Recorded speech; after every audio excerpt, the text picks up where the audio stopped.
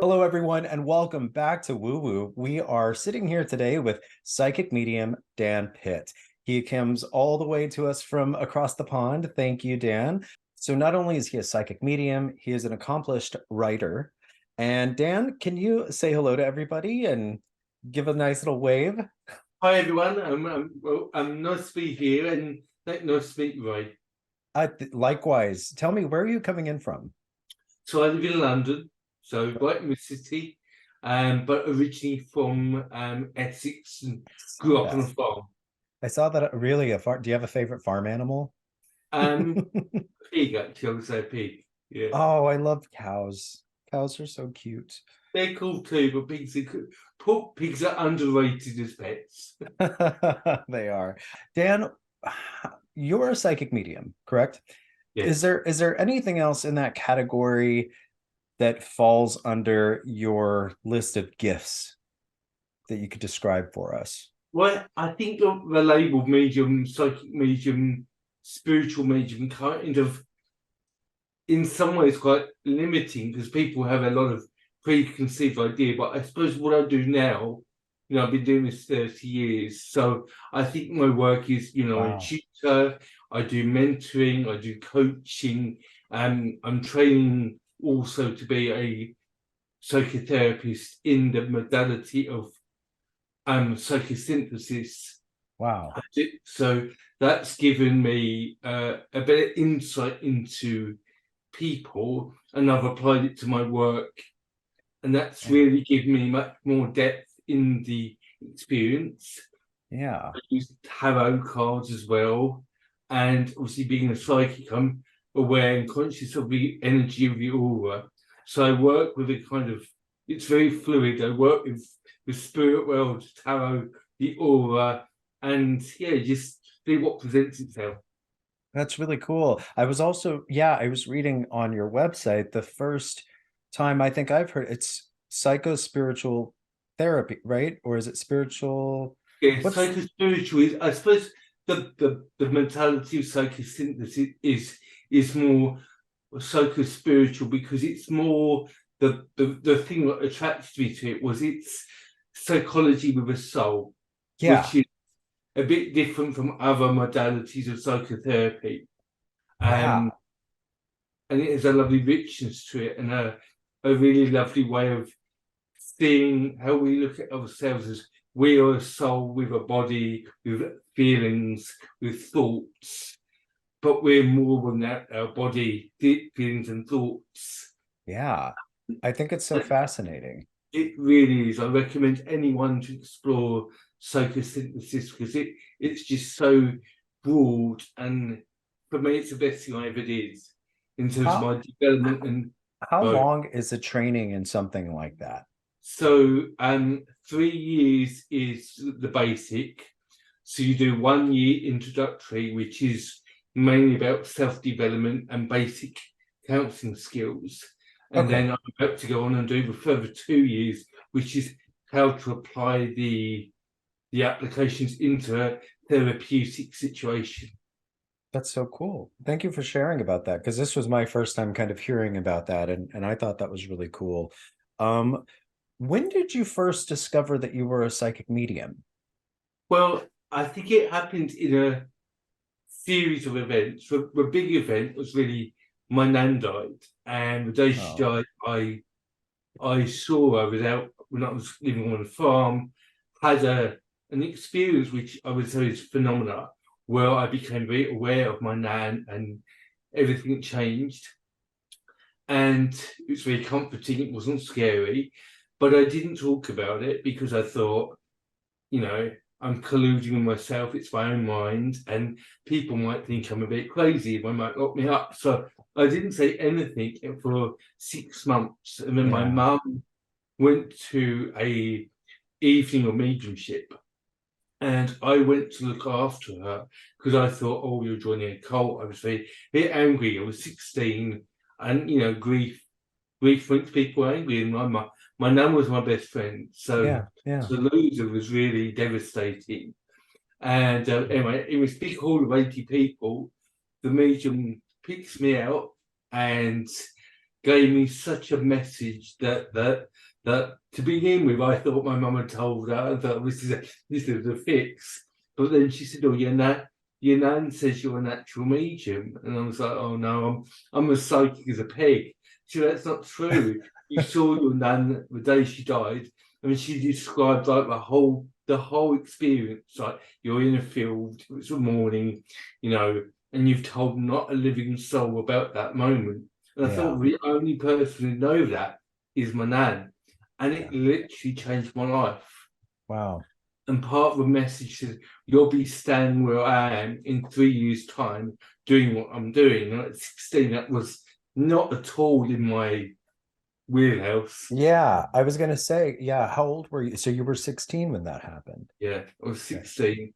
And I left that demonstration with such a, well, it literally changed my life. And it whetted my appetite where I became obsessed with anything psychic, mediumistic, Yeah. I had lots of questions. And between 16 and 18, everywhere I could go, I joined a spiritual church.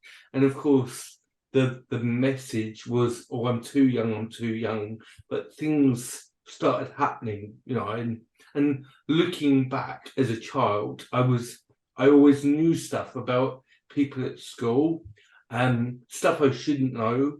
Yeah. And I kind of got a bit of a nickname of being a witch, but it was nothing I took seriously. I would just know stuff. And obviously, after I was 16, everything made sense. Yeah. So I have to ask, and also for those who don't know, you have a condition, right? Cerebral palsy That's and right. Yeah. dyspraxia. Did I say that right? Yes. Yep. Yep. So have you always had that? And do you think, because they say sometimes when some of your senses are lacking, your other senses and sometimes intuitive and psychic senses kick it up. Do you think that that played a role in anything? No. Well, yes and no.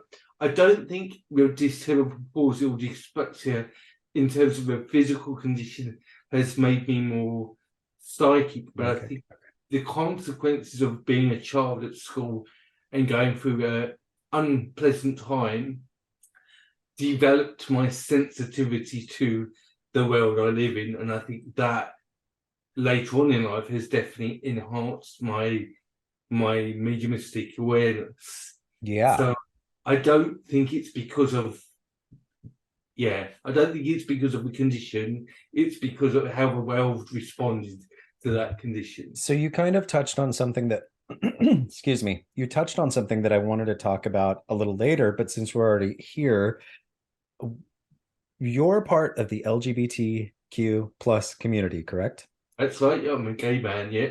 And I mean, did you know this at that time in school, and were you picked Not on at for all. anything like that as well?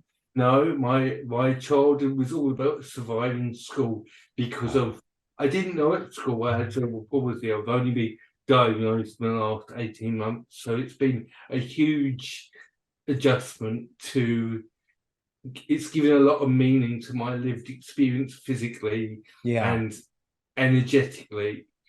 So I was so busy just trying to survive school that my sexuality just wasn't a big issue. Yeah. I was raised in a very very heteronormative family, and my dad is a real hunter gatherer. So, and in the 80s there was no mirroring. There was no. It just wouldn't. It would. I couldn't be gay because it would have been the cherry on the cake, if that makes sense. Yeah. Um. So it hit me later on in life at 19. I started to realize I've got these feelings, but again, didn't feel it was necessarily okay to be gay on top of everything else I experienced. But long story short, I got through it and embraced it and came out when I was 21. And all my fears were unnecessary because I had I was very loved in my family, and everyone was fine. And I was very fortunate that I met my love of my life at 23, and we've been together 23 years, literally half my life. Yay. That's So I'm wonderful. married to a phenomenal man, and it's for me been very, very easy, and I am aware how fortunate that is, because I know it's not the same for everyone. But my sexuality has been, I would say, the least of my problems. Yeah. Isn't that funny? I mean, it's just for some people, it's the bane of their existence. Absolutely. Yeah, It takes yeah, and depending on where you are in the world, it's like an overwhelming, for some places, like a safety issue, fight or flight, like you were talking about in survival. So I find it so interesting though that you used that word, you were talking about just trying to survive high school. And I feel like that's a lot of us. And I feel like that's a lot of the gay community, especially, depending on where you're at. It's nice now that there's more mainstream acceptance. And I know people like, the hot topic in America right now is, yeah. I see. boycotting Pride. Everybody seems to be anti-Pride. And Yeah, it's so unfortunate because for me, and there's a lot of people here, they're like, Pride is excluding me. So I want to have Pride. And I'm like, no, if you're an ally, like when I think of Pride, I don't necessarily think of Pride as in like all the gays going out on a thong and getting drunk at a parade. Like, I don't look at Pride like that. I look at Pride in my peers and in my community, and for the allies that make me feel safe by standing up for us when we didn't have a voice. And even now, when that voice is getting squashed by multiple hate groups, mm, I put so much appreciation towards the allies, hetero, wherever they find themselves on their spectrum, like their voice matters so much. I hope that they realize that, because it is really the people that aren't facing persecution that have the most power to change those who are. absolutely. And So yeah. So I'm sorry yeah, we kind of got distracted no, there. I, Would you like I to add think. anything to that? Well, I suppose I think where I recognise what you're saying. I think it's about how do we, you know, we, I can see why people are switched off to it and pulling away.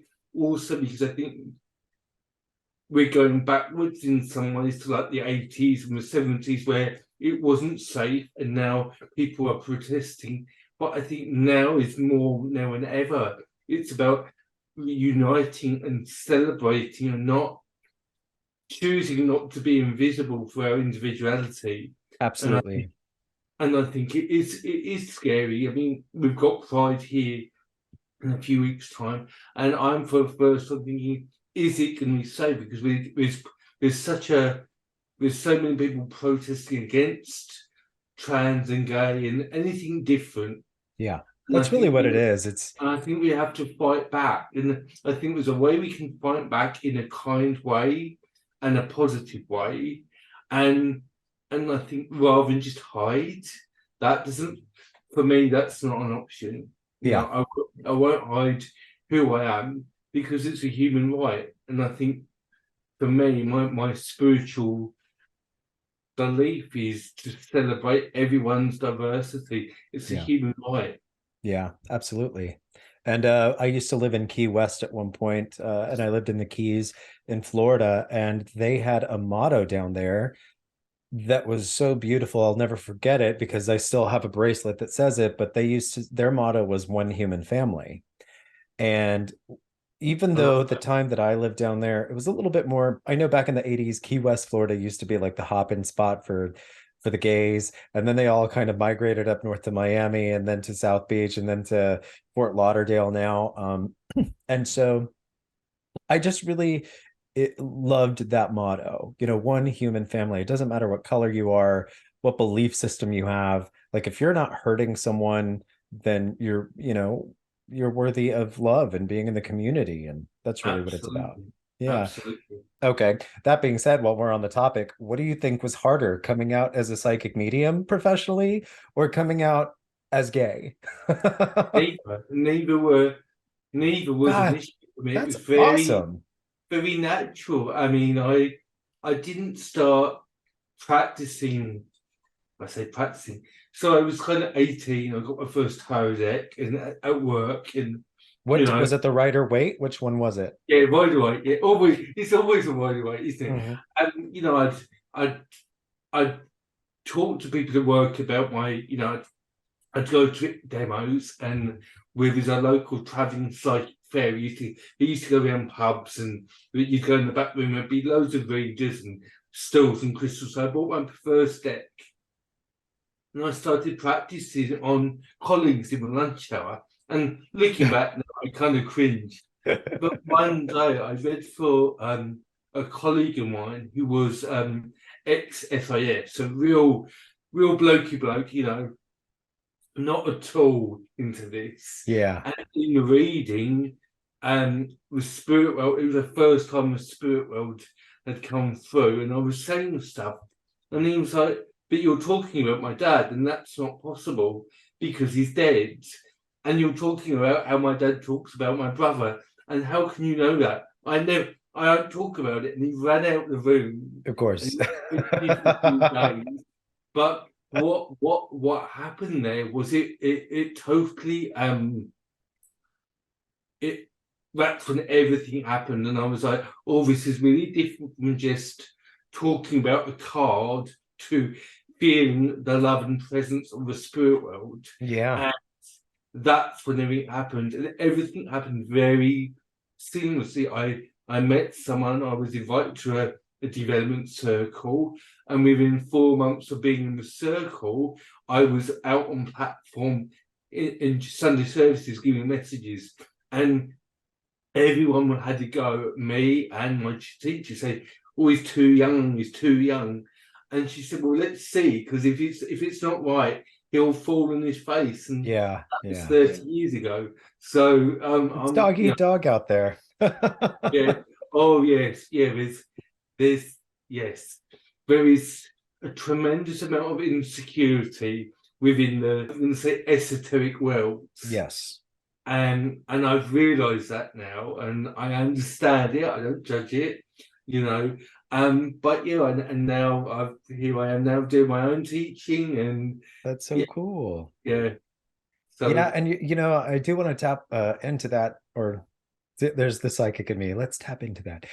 I want to touch on that the esoteric psychic medium community has kind of developed a bad rap for some because there are so many fraudulent people, and so it makes people insecure and a little weary to trust that sort of thing. And then, of course, I feel like whenever your intuition kicks in, you know what feels right and you know what feels energetically good. And then you just naturally start staying away from the people that just give you the bad vibes. yeah, I've learned I know I know a lot of mediums, but generally I don't mix with, I can count on one hand who very good friends, because the insecurity, the competitiveness, and it, for me, and what I've learned is, for me, my truth, and being psychic, being aware of the spirit world doesn't make you spiritual. And for me, and maybe I should have said this, I'm happy to be titled psychic medium, because I think that's the language that in 2023 people identify with. But for me, I'm not a spiritualist anymore. I'm not a spirit, but I do believe that's exactly, and I'm sorry to interrupt. That was exactly what I was going to ask is, do you feel like you have to be spiritual to be psychic? I mean, no, you don't have to be. Okay. And I think not every psychic is spiritual. And I think people, pagan psychics, Wicca psychics, and that's again diversity. It's about celebrating that. But for me, being spiritual, for me, and this is what again I teach, because I think it's crucial in the world we need, is, for me, whatever people, but for me, whatever God is, or whatever God is, whatever the label is, for me, the energy of that is just love. Yeah. And when you look at love as a very real, what is love? I mean, we use it, but if you look at a power that holds everything in the universe exactly as it should be, it doesn't judge, it just accepts, it just lets everything as it is. And for me, being spiritual where it's having a very active and conscious relationship with that loving power. But it's not just that, it's that how do you demonstrate that? How do you express it in a kind way? And I think when we talk about pride and, you know, one what was yours about humanity, one family? One human family. For me, the reason why what I teach and do is, you know, it's not just about giving nice messages and telling people, well, you've got a red car. None of that interests me now, because I think this whole, for me, with development mediumship or psychic awareness is really a metaphor for humanity seeking heaven. But I think to find it in ourselves, we have to find the God within and be to ourselves the best version to ourselves. And I think that's why I like the psychotherapy bit, is it's a pathway to really find who the soul wants us to be, and cultivate and move all the stuff that's put on us by our family, our society, our governments. And I think that what I feel is what we connect with as psychics is quite often underutilized. Yeah.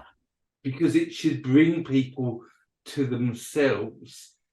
And I think what I noticed in my work over the years, when it started, it was all just people would come, I want to hear from people who've moved to the other world.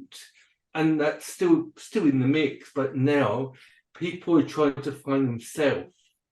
And I think for me, I see my role as a guide, not to the spirit world, well, yes, to the spirit, but the spirit world, which is here and now in the form of you and me. Yeah. In people. And I think that what's missing in the world, and why the world is crazy, is there's a lot of spiritual poverty. And I think where the church or the traditional churches haven't really fulfilled, they haven't done what they said they did, they haven't practiced love. Yes. I think that's what's happening. There is a shift, and I think it started in COVID. I think people are realizing we're not tolerating the rubbish anymore. Yeah. And I think what's happening is people are realizing there's a disconnect with the soul within. And I think using my awareness, I can't talk about other people because we all do our own practice, but for me, it's how can I help people find themselves either using my intuition and the spirit world's input, or helping them find their own intuition, which really is the song of the soul. It's for our intuition, as you know, is the soul, like, hello, I'm here, and trusting it, cultivating it, trust, not just to do readings, because again, I think that's quite the development of psychic and medium development has got limited to how do you do a reading.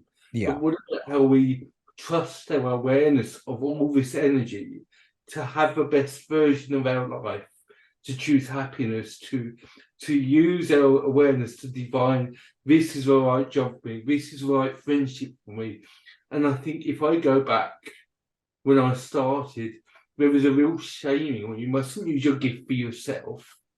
And there's so much shaming that goes on, like don't make money out of it, don't charge this, don't do, it's always what you shouldn't do or can't do. Yeah.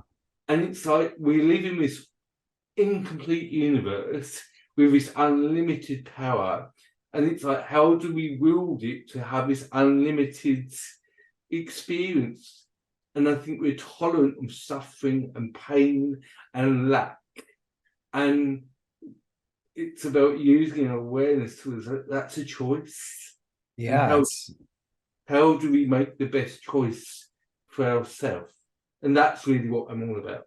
Absolutely. And whatever density or vibration that we're at, and there's a lot of people out there that don't want to raise their vibration spiritually. There's a lot of people that don't want to wake up. They want to stay asleep. And I feel like the beauty of human life is the free will aspect of it, Absolutely, and we have absolutely. to respect that.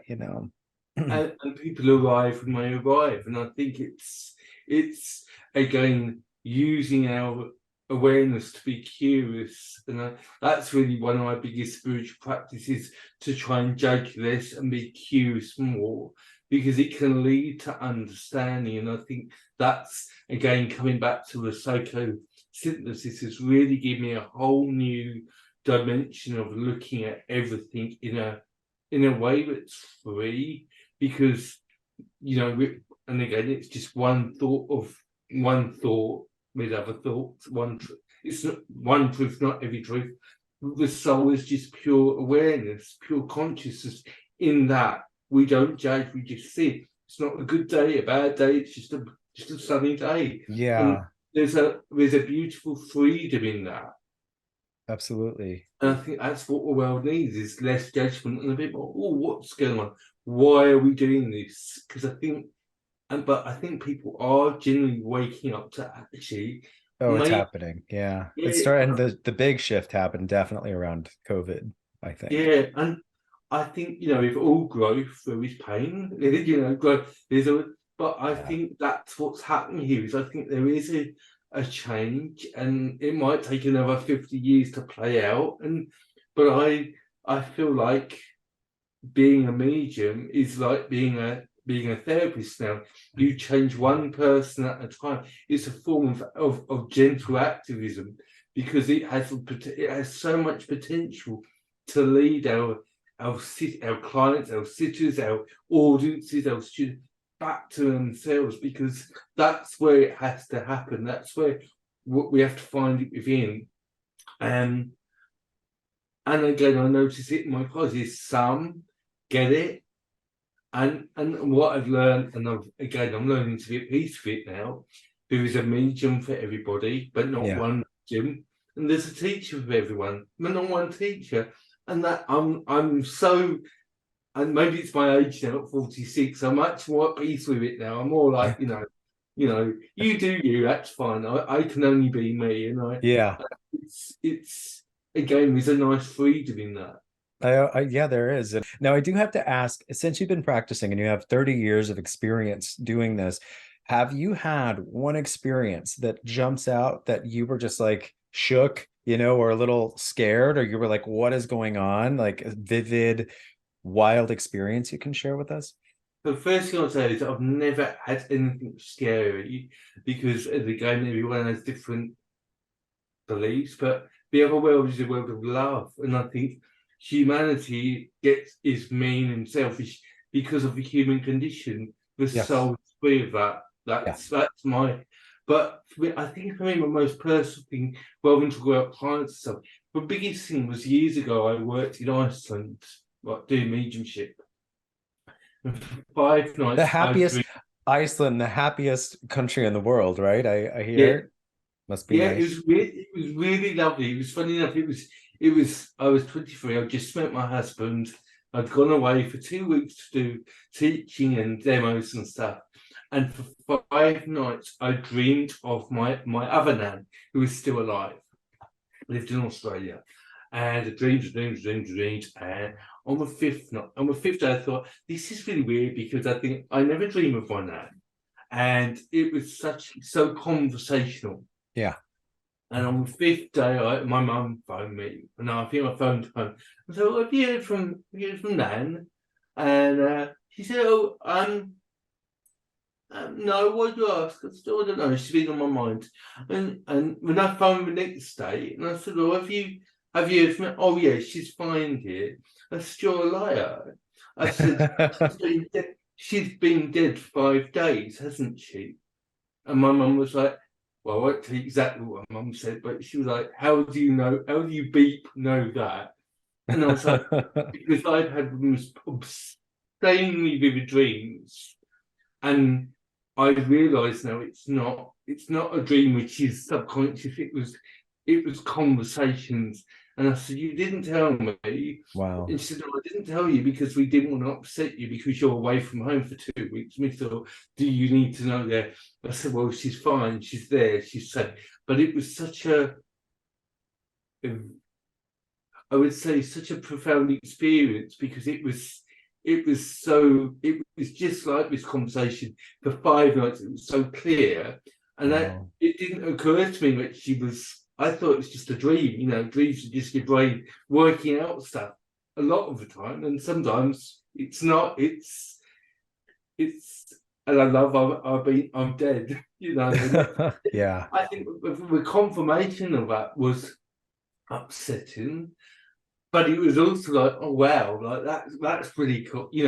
She literally, and I think that's what's given me the real affirmation in my work is people who love us phone home, and my nan phoned home literally, Yeah. literally, and that's Yeah. kind of been a principle of my mediumship, and I'm available. Like if people come and see me, doesn't always happen, but those who love us will endeavour to phone home. Yeah, that's so beautiful. Thank you for sharing that. And I do want to touch on this as well. People can get service, they can book you for services, correct? So because Yes. you not only teach, but I should say you're not just a reader anymore. You are now teaching, correct? You're helping people tap into their own intuition. Tell us more about that. Yeah.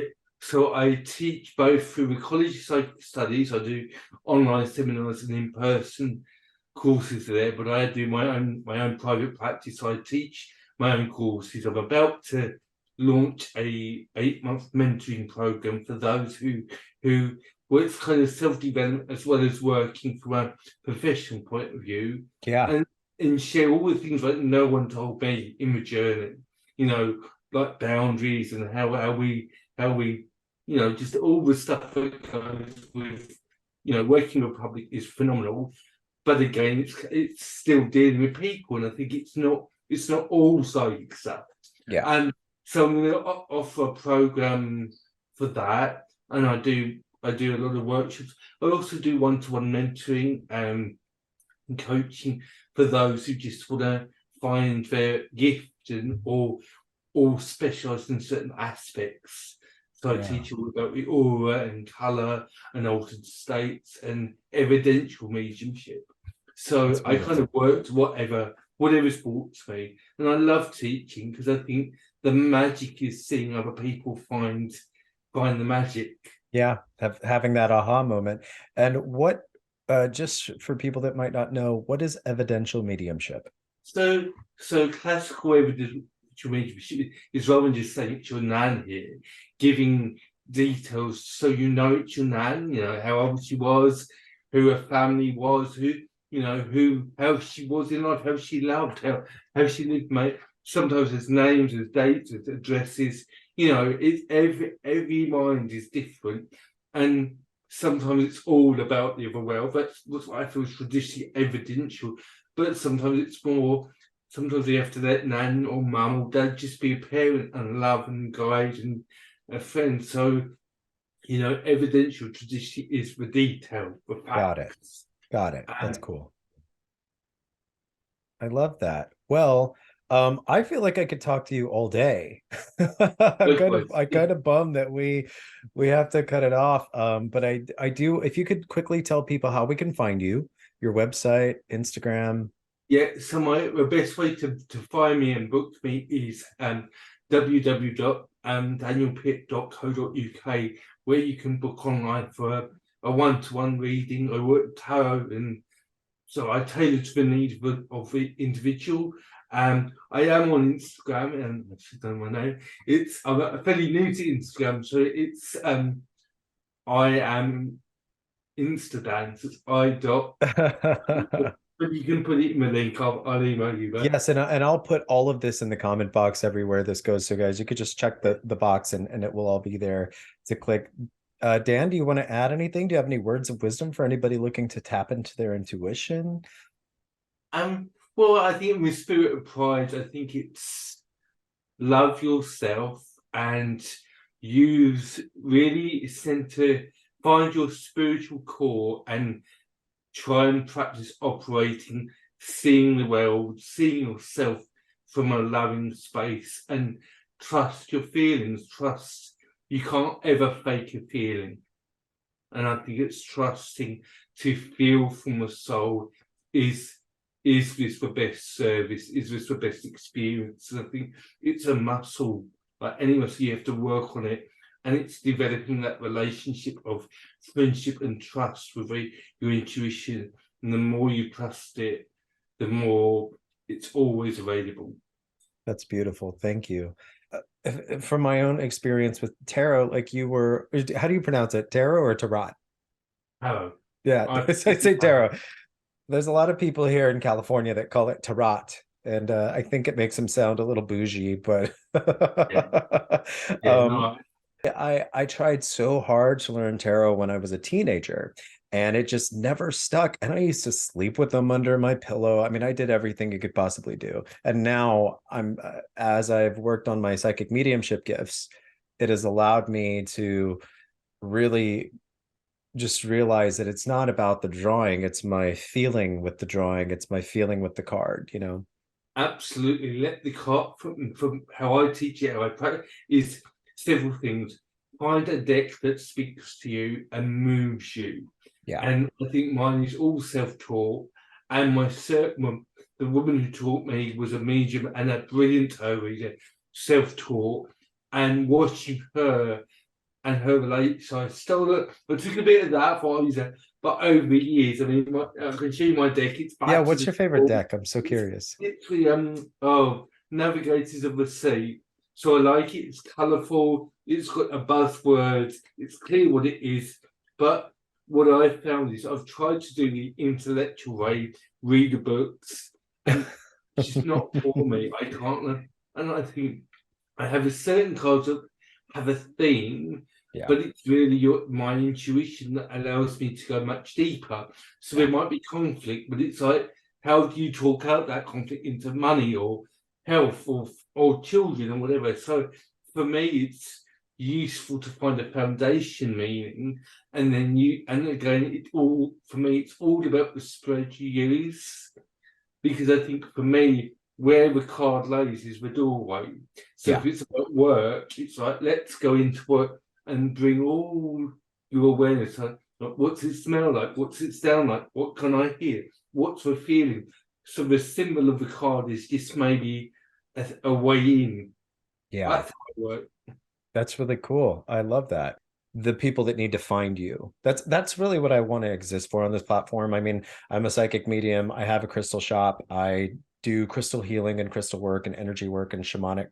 But part of being in the community is it means more to me to connect, like be the person that's like the glue that glues people to the people they need to find. I really find myself comfortable in that space, That's lovely. That's really, and you clearly have a generous soul. That's really lovely. Thank you. Thank you. I was gonna say Kyle Gray's in your neck of the woods, right? Kyle Gray and his oracle deck, the ancestral oracle deck. Good. I love anything with animals. I think animals are have such a good way of informing us. Yeah. So decks with animals are very, I like those. I tell you what also is my newest deck. I told my partner that because I also do photography for a hobby. And I'm by profession, I'm a makeup artist for television and film. And so I've been out of work because there's a writer's strike happening in Hollywood right now. And so none of the shows are working, and I probably won't work until October. So even more of a reason for me to hit the ground running to try to build my business and do like body painting on them, fine art tarot deck. I was like, I can do it and then throw it on Amazon or something, and just have like but it would be fine art, tasteful. He just laughed at me, but I was like, no, I'm serious. Oh yeah, someone's obviously moving to do that, and it's funny enough you say about photography. So I got this deck cut by Nicholas Bruno, and it's taken photos and made it into.